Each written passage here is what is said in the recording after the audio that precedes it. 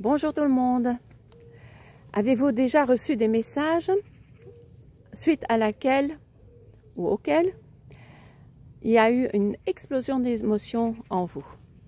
Ou est-ce que vous avez eu des messages avec lesquels vous sentiez que le sol se dérobe sous vos pieds? Qu'avez-vous fait à ce moment-là? Je suis Marlène, Free on Wheel, de Go for Healing and Spirituality. Si vous avez répondu d'une façon impulsive, quelle a été la suite des événements, la suite de la correspondance? Je vous déconseille de faire ça comme ça. S'il y a une explosion d'émotions en vous, vous les notez dans un cahier à part. Vous vous défoulez sur ce cahier, vous écrivez tout ce que vous ressentez, blabla, mais vous ne l'envoyez pas à la personne. Vous attendez 3 jours, le temps que vos émotions se calment, le temps que dans votre tête, ça se calme aussi, parce que généralement, on va continuer à réfléchir et on va dire « Oh, celui-là, c'est là, blabla ».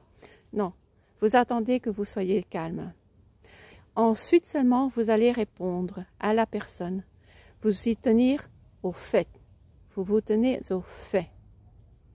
Parce que maintenant, on devient tous de plus en plus sensibles et on ressent les émotions qui sont sous les messages ou derrière un message. Récemment aussi, il y a quelqu'un qui m'a envoyé un message parce que cette personne était énervée parce que je n'avais pas répondu tout de suite. Elle était impatiente. Ses mots étaient corrects, mais je sentais cette impatience derrière ces mots. Donc, si vous êtes dans une situation déjà difficile, attendez que vous restez calme, que vous soyez calme et répondez à ce moment-là et tenez-vous-en au fait. Si vous sentez que le sol se dérobe sous vos pieds en lisant le message, faites très attention à ça aussi, parce que ça veut dire que l'autre personne a besoin de vous déstabiliser et vous déstabilise effectivement puisque vous sentez le sol se dérober sous vos pieds. Alors aussi, ne pas réagir tout de suite parce que vous allez réagir dans un état de déstabilisation. Donc vous allez d'abord vous ancrer de nouveau.